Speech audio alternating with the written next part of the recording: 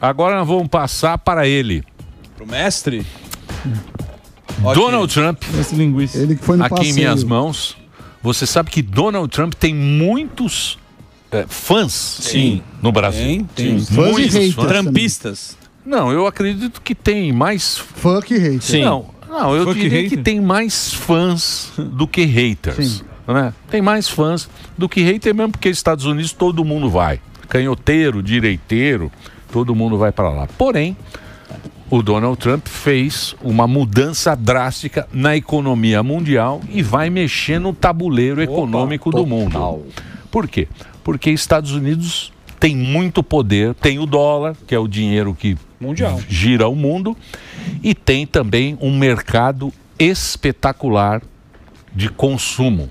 70% do PIB americano é consumo. Ou seja, é a turma comprando pra Girando caramba. direito. The American Way Life. Durante muitos anos, o que aconteceu? A indústria deixou os Estados Unidos e foi para o mundo. E Estados Unidos foi se endividando porque consome muito, e chegou nessa situação que o Trump falou: opa, peraí, amigão, agora eu vou cobrar de vocês tudo isso que nós ficamos devendo durante 50 anos. Eu quero saber, para nós, brasileiros, onde é que vai estar o problema? O Sami já falou que o iPhone Já vai estar já esquece de iPhone. Esquece. O que mais? Bom, boa tarde primeiro, obrigado pelo convite, Emílio, bancada. Bom, vai ter uma inflação mundial, né? À medida que o Trump resolveu comprar uma briga com o mundo inteiro, uma briga econômica com o mundo inteiro. Então, todos aqueles produtos nos Estados Unidos que a gente gosta, né? Quando a gente viaja, então, aquela roupa feita no Vietnã, na Índia, o celular, um vinho, todos os produtos, eles vão aumentar pelo menos 10%. De 10% a 49%, que foi o teto aplicado para o Vietnã. E aí eu vejo que tem um problema, porque o Trump, ele promete duas coisas, Emílio, que são antagônicas. Ele promete acabar com a inflação durante a campanha, mas ele também promete mais protecionismo para reindustrializar os Estados Unidos.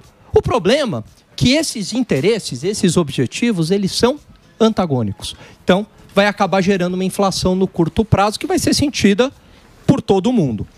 Um outro ponto é que traz... Aqui também? Aqui também. Por quê? Porque a gente também é importador dos quê? Estados Unidos. E à medida O que a gente importa tanto dos Estados Unidos? Bora, Estados Unidos. A gente importa tecnologia, a gente importa componentes eletrônicos. Da China, Taiwan. Mas os Estados Unidos acabam sendo o nosso segundo parceiro comercial, né? Então, mesmo se você pegar o Apple, né? Porque hoje a cadeia de produção ela é muito complexa. Não é que o Apple é só feito lá na China.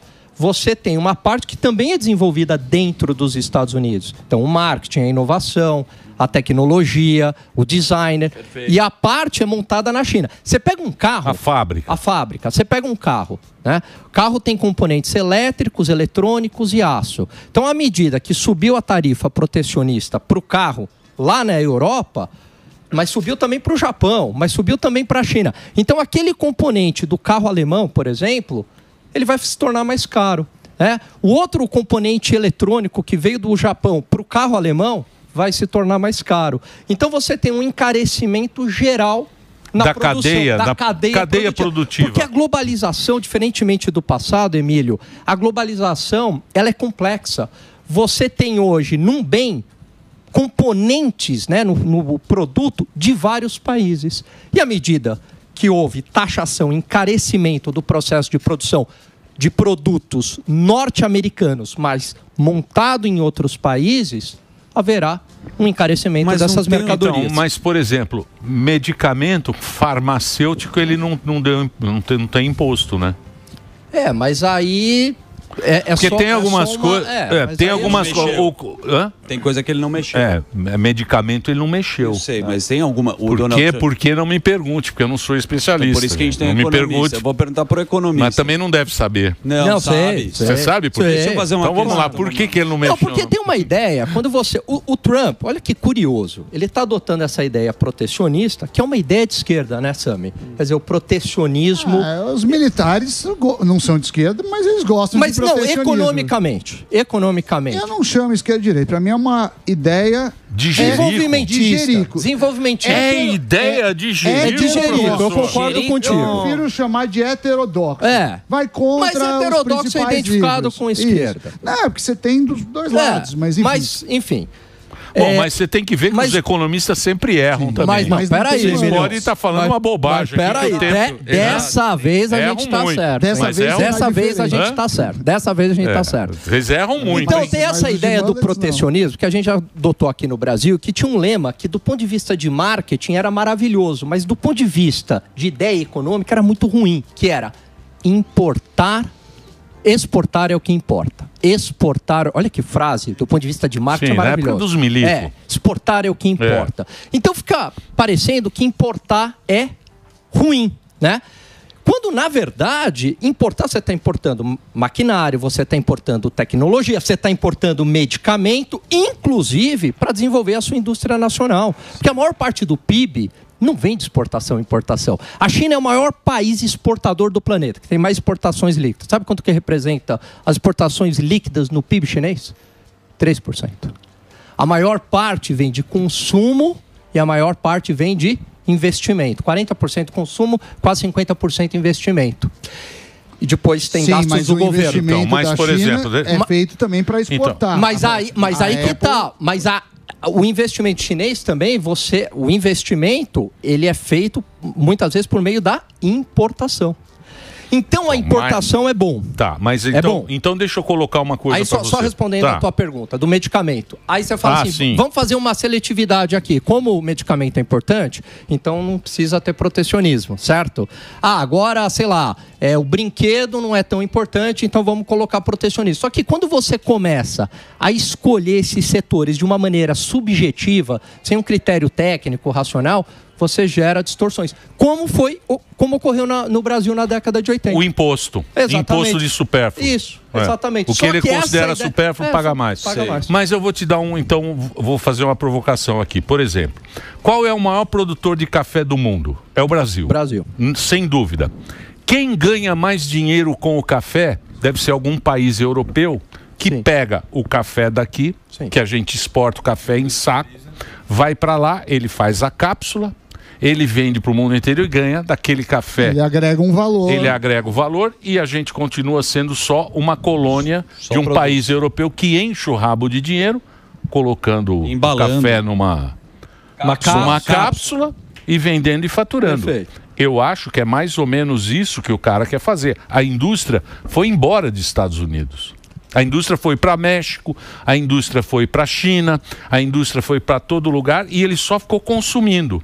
E quando os Estados Unidos está consumindo, tem que pagar imposto para bancar aquele país que é fantástico. Olha só, não é isso? Não, mas olha só. Eu entendi mais ou menos isso. Em partes. Entendi mais ou menos isso. Porque olha só, os Estados Unidos disparados são a nação mais rica do mundo, uma das maiores rendas per capita do mundo.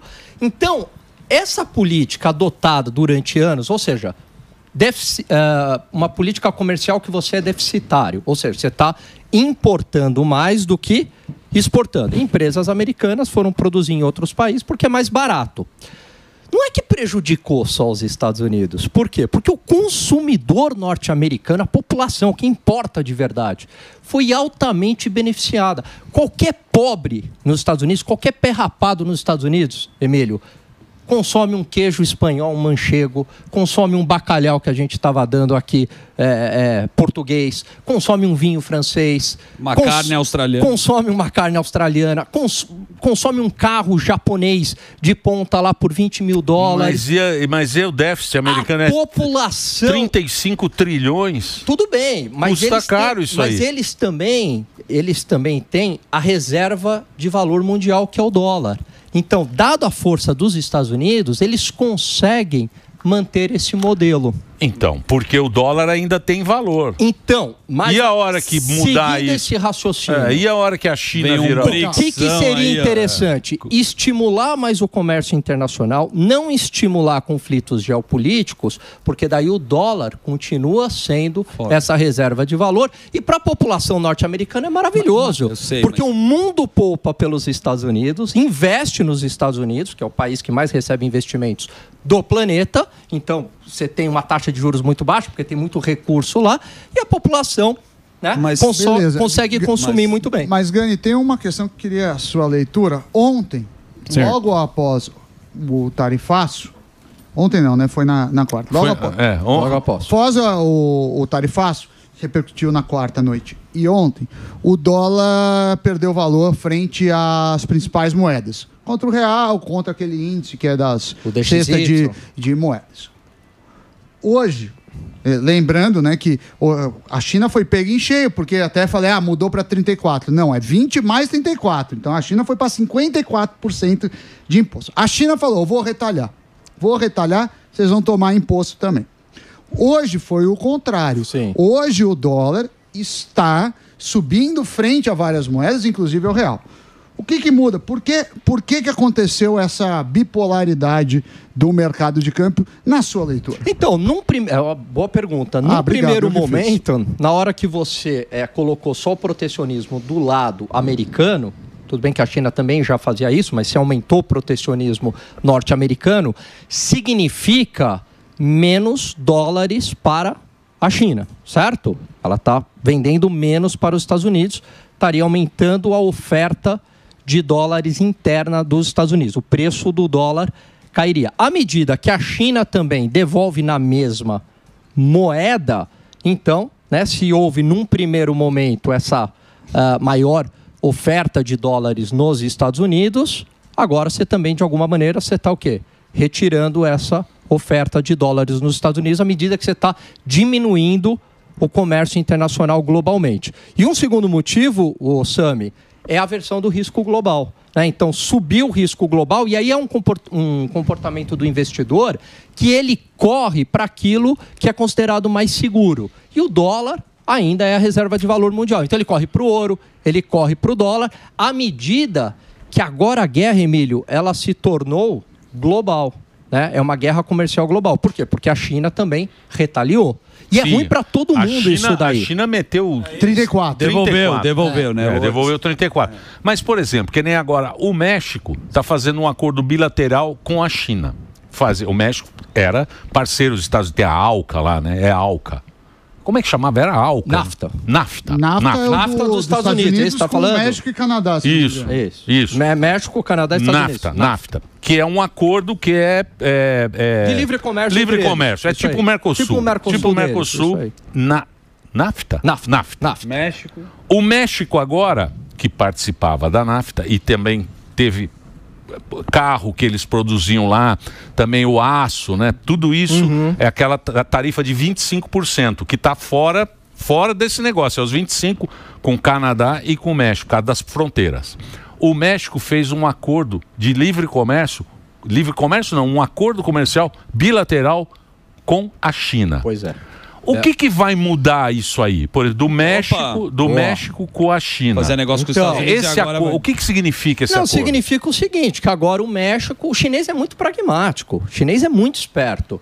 Então, o que o México tem para oferecer para a China, para exportação, sei lá, né? Algum produto, tequila, por exemplo. E a China vai exportar para o México também com menos tarifas entre os dois países. Vai aumentar a corrente de comércio para ambos os países. Quem se beneficia? A população de ambos os países, né? Porque o que é provado? Tem teoria acadêmica, tem artigo científico, tem evidência empírica, experiência internacional. Globalização reduz pobreza. Por quê? Porque a globalização nada mais é do que o avanço do capitalismo numa escala global. Todo mundo com a mesma economia. Então, é o seguinte, para que eu tenho que produzir dentro de casa um celular? Imagina o Brasil produzindo um celular. Se eu não tenho expertise para isso, não. Eu vou deixar... Mas pera lá. Eles querem que o Brasil seja uma fazendona. Eles querem que o Brasil seja uma colônia... Eles querem. Os caras querem... Você sabe disso. Não. Eu tô mostrando qualquer produto. Então vamos pegar. Vamos pegar um produto, certo? Vamos pegar o nosso agro. A Europa deixa entrar produto brasileiro? Claro que não. Por quê? Porque ele quer que seja altamente claro. Só que você produza e ele vende embalado. Então, quer que seja como é que chamava lá? As capitanias hereditárias. Mas o meu ponto, eu vou comprar bem mais barato. Tem que fazer. Agora fiquei bravo, hein? Não, tocou no ponto bom. Tava indo bom. Então, mas eu acho. Gani que você faz. Então, mas eu acho que agora é a hora do Brasil fechar acordo com a Europa. É isso aí. Porque eles não queriam fechar o acordo. Que era a defesa do Paulo Guedes. E a saída deles. Agora, quando você reduz as barreiras protecionistas entre os países, você aumenta a globalização. Aumentando a globalização, você reduz pobreza. Ou seja, o outro país vai produzir aquilo que ele é bom e eu vou me especializar naquilo que eu sou bom. Por exemplo, o Brasil tem uma vocação natural para o agronegócio. Então, eu vou exportar produtos do agronegócio, mesmo alguns produtos industrializados, e eu vou comprar um celular de um outro país, do Japão, dos Estados Unidos. Num comércio entre as nações, isso é bom para todo mundo. Porque eu estou falando de trocas, né? De troca comercial, de empresa indo para outro país, nada mais é do que o avanço do capitalismo numa escala global. E isso reduz pobreza, né? Se a gente pegar no pós-guerra para cá, o desenvolvimento da humanidade em termos materiais foi fantástico. Milhares de pessoas saíram da pobreza. Na China. Hoje... Na China eles abriram o mercado, milhares de pessoas saíram da pobreza. Hoje a vida é muito mais confortável do que era. E isso está ligado, Emílio. Isso é a globalização. Exatamente, porque isso está ligado a eu conseguir ter acesso de um bem de um outro país a um custo mais barato. Se não fosse uma China, por exemplo, isso aqui que a gente tem, nem todo mundo teria hoje. Por quê? Porque a China absorveu todo o impacto inflacionário que houve no planeta. A produção ser mais barata. Porque a produção era muito barata. Mão de obra eles têm lá à vontade. Então, agora, na hora que eu vou pro protecionismo... Mas a China é o que faz a gente ser louco de consumismo. Depois da China virou esse consumismo louco. E o americano também. Não, mas não era. Não, foi a China. E o American Way lá. Calma aí, eu quero trazer um dado. Foi o barato. Fazer um break. Puta, que chato. Sabe quando você tá chegando na hora? Agora que eu ia participar. Break do Reginaldo para a nossa querida rede de rádio. A gente continua nas plataformas. Vai lá, Reginaldinho. Estava falando em industrializar. O Hermínio tem razão disso aí. É a China que fez. Pô, você pega esses aplicativos aqui. Outro dia era 3 horas da manhã, eu tava com um carrinho de R$200.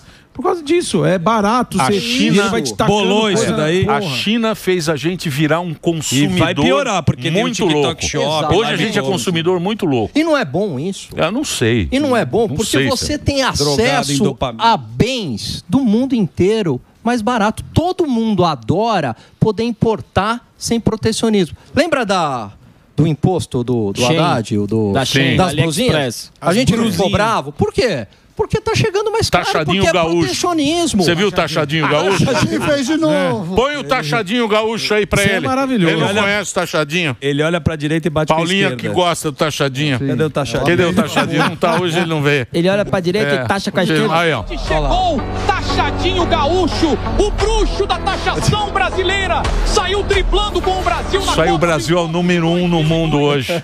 Olha lá, ó. Taxada que deixou todos os brasileiros de bolso vazio.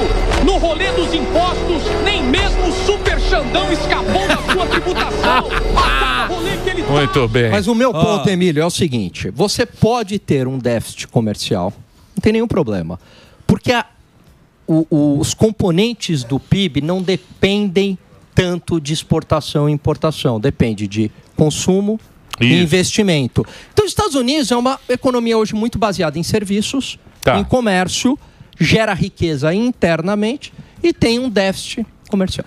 Então agora eu vou fazer uma pergunta para você e peço que você, sem rodeios, me responda claramente. Direto, por exemplo, a gente estava acostumado a fazer aquelas comprinhas gostosas que o Gordão está falando, na Shopee. Total. Você abria lá, Temu, um era R$11, aí o outro fazia por 6. Uma capinha. Aí você tinha que olhar de 6 se ele entregava mesmo, se era um bom fornecedor. Ou seja, você tinha um mercado mundial. Aí apareceu o nosso querido taxadinho gaúcho, já deu aquela puta paulada nos $50, que os 50 virou não sei o quê, e agora dobrou. Porque agora o ICMS também de alguns estados. Foi de 17 para 20. Você compra um para você e um para o estado. Isso. Então agora virou uma conta cara. Com essa pataquada de Donald Trump, mesmo que você compre lá do Shopee e tal, vai subir mais, esse produto vai subir mais. Mundialmente. Então nós se ferramos. Vai subir mais mundialmente. E outra coisa, o mundo ficou mais complicado não só em termos inflacionários. À medida que vai diminuir o comércio entre as nações, né? Tem o livro lá do Adam Smith, A Riqueza das Nações, ou seja, vai diminuir a atividade econômica também global. O bacalhau que tá caro vai subir mais? Vai subir mais. É um reflexo mundial. Todo mundo vai ter que... Porque a gente está falando de dois gigantes, Estados Unidos e China, entrando em briga. Então, é claro que isso vai trazer um aumento do preço das mercadorias globalmente falando. Mas não é possível que o Por isso que as bolsas estão derretendo. Você acha que o investidor é burro lá fora? Banqueiro de investimento é burro? Prazo. Tá tudo derretendo. Eu sei, mas... Porque tá todo mundo mais pessimista, é ou não é, Sami? O Ibovespa cai quase 3%. No dia Banho de sangue ontem. O Ibovespa também. Cada dia um o Ibovespa dá um peido, cai, né? Isso é uma porcaria. Esse Ibovespa é uma porcaria. Nunca sobe essa porcaria. Tudo é ruim pro Ibovespa. Desde da pandemia, isso daí praticamente é igual o semáforo quando chove. Porra, o Ibovespa não é, Sami. Aconteceu um negócio na Lituânia. O Ibovespa caiu por quê? A Lituânia. As bolsas no mundo inteiro estão caindo, não é só aqui, não. O Ibovespa são poucas empresas que compõem o índice. Não dá para a gente reduzir a expectativa do mercado brasileiro ao Ibovespa, mas é uma medida. Eu acho que vai ficar tudo mais caro. Tudo mais caro significa que a gente vai ter menos poder de compra, uma inflação mundial. Vai sobrar pra gente. Então. Você falou uma coisa que é importante. Deixa eu voltar só num ponto do México com a China. Os Estados Unidos, com essa medida, eles compraram briga, o Trump, com o mundo inteiro. E olha, vem cá, eu gosto do Trump, hein? Eu votaria no Trump. Eu sou conservador. Arrependido. Só que eu tô bravo. Igual você votou no Lula também. Você assinou a carta. Não. Igual você assinou a carta lá, vocês assinaram a carta. Não, eu não. E agora você arrepende. Ele procurava um moderado. Ele foi lá no... Brincadeira. Mas agora tem que ver se o americano... Estamos de volta aqui na programação da Jovem Pan para todo o Brasil. A gente está falando aqui sobre essas... O que vai afetar aqui no Brasil. Estamos aqui com o Gani, com o Alex Gani, nosso companheiro aqui da Jovem Pan, e o Samidana. A gente está meio que trocando uma ideia aqui para ver o que vai acontecer no nosso bolso com essa história que está rolando lá nos Estados Unidos. Você falou que votaria nele, mas tá bravo. Tô bravo. O americano tá bravo? Então, ainda não. Mas na hora que chegar a inflação daqui 3 meses, 6 meses, aí ele vai ficar bravo. Quando mexe no bolso, não tem jeito. O americano não tá bravo por causa do protecionismo. O que o Trump tá falando é incentivar a economia do país. Tem um índice essa é a ideia. Só que agora, qual que é o papo lá nos Estados Unidos? Os índices estão apontando para isso, para estagflação. Na verdade tem um índice que mede a chance de recessão. O índice, quando o Trump falou, vou fazer o tarifaço, o índice subiu para 35. Agora, com a repercussão e do jeito que veio, já estão falando em 55%. Ou seja, tem mais chance de ter recessão do que não ter. Então. Mas isso também é muita especulação. É especulação. Então, mas vamos lá. Crescimento econômico. Não, vamos lá. Você tem que pensar numa coisa... Pense comigo. Plausível. Vamos lá. É muito do marketing também. É muito da conversa. Não sei o que ele quer com isso, também não sou economista. A intenção. Eu tô boiando igual a maioria está boiando. Mas, por exemplo, quando eu vejo o Canadá, o primeiro-ministro do Canadá, esse novo, olha, realmente nós vamos agora fazer também sanções contra os Estados Unidos, Donald Trump, que era o nosso país irmão, tal, sempre tínhamos esse comércio maravilhoso. Iremos também taxar os Estados Unidos. Se você pegar o Canadá, se bobear o Texas, tem mais PIB que o Canadá inteiro. O Texas, que é um estado americano. Então, a riqueza americana, ela é tão maior desses outros casos, que a única briga que eu vejo mesmo é China. E China é tudo meio... mais ou menos. Mas vamos pegar a tua linha de raciocínio. Tudo legal. Meio escondido. Ninguém sabe. É o Xi Jinping. Ele que manda o número. É a nota do Xi. Então esse é que é o negócio. Então, se você quer comprar uma briga com a China, tudo bem, né? Aí o que você vai fazer? Bom, eu vou trazer os meus aliados históricos para brigar com a China. O que ele fez? Ele resolveu taxar todo mundo e agora ele está aproximando aliados históricos norte-americanos ou países estratégicos para os Estados Unidos e jogando no colo da China. O México, o Vietnã, o Japão. Japão e China estão falando em acordo de livre comércio. Japão é um aliado histórico. Gani, qual é a oportunidade, que o Brasil tem? O Brasil, vamos agora. O Brasil é o campeão de perder oportunidade. Vamos perder. A gente é mais perder. Uma que não vamos perder. O que eu acho que, pelo menos pelos números, o Brasil saiu bem pela 10%, né? Perto dos outros países. Sim. O Lula declarou agora que não, que agora ele também vai taxar os Estados Unidos e vai dar uma resposta para o Donald Trump. No passado distante, aqui não tão distante, o Paulo Guedes falou: vamos dançar com os dois, com os chineses e com os americanos. Perfeito. Qual que é o vácuo que o Trump pode dar para o Brasil para a gente negociar com a Europa, como você falou, e a gente tem uma oportunidade? Primeiro, eu não iria para o protecionismo. Por quê? Porque mais protecionismo eu estou prejudicando a população do meu país. Eu estou gerando inflação, eu estou encarecendo os produtos. Enfim, protecionismo não leva a desenvolvimento econômico. A gente viu isso na década de 80. O Brasil era altamente protecionista.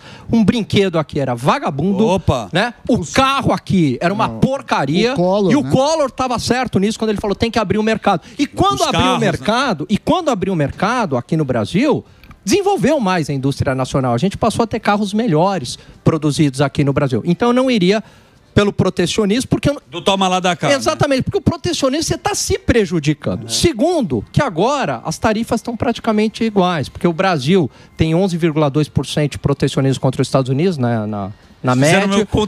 E aí 10% está igual.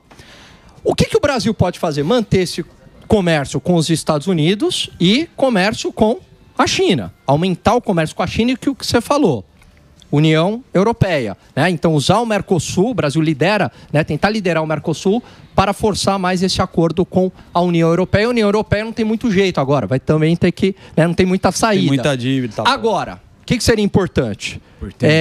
A gente fazer a lição de casa aqui, porque se a gente tiver uma solidez fiscal, né? As contas em dia, segurança jurídica. Isso vai permitir redução de taxa de juros, redução de impostos, e aí, naturalmente, a grana vem para o Brasil. Então, é uma janela de oportunidade para a gente fazer algumas reformas estruturais aqui, enxugar o tamanho do Estado, responsabilidade fiscal. Que jeito? Você vê que essa conversa... É ideal. É oportunidade. Eu estou falando que deveria ser feito. 2026 é logo aí. Eu não estou falando que vai ser feito. Eu estou falando que deveria ser feito. O Brasil poderia vai comprar tapete lá agora. Agora vai trocar 1 milhão. Agora, isso aí não tem problema. Vai comprar o tapete. Mas que o tapete está encardido. O tapete está feio lá. Tá. O tapete tem que estar bonito. O tapete tá à altura. Vai queimar 1 milha no tapete. Para limpar o tapete, que mas a gente gasta com essas, né? A gente fica comprando luxo, a gente não enfrenta os problemas que tem que enfrentar, não faz reformas que são duras, mas necessárias. Se a gente fizesse isso, puxa, a gente, né, estaria tirando um ótimo proveito dessa situação. Mas você não destrinchou o que o Donald Trump quer. Eu tenho algumas hipóteses. Eu já senti. Aqui a gente vai se ferrar, tudo vai aumentar de preço. Como sempre. Mas sempre sobra pra gente. Então. Você achou que seria diferente? Não.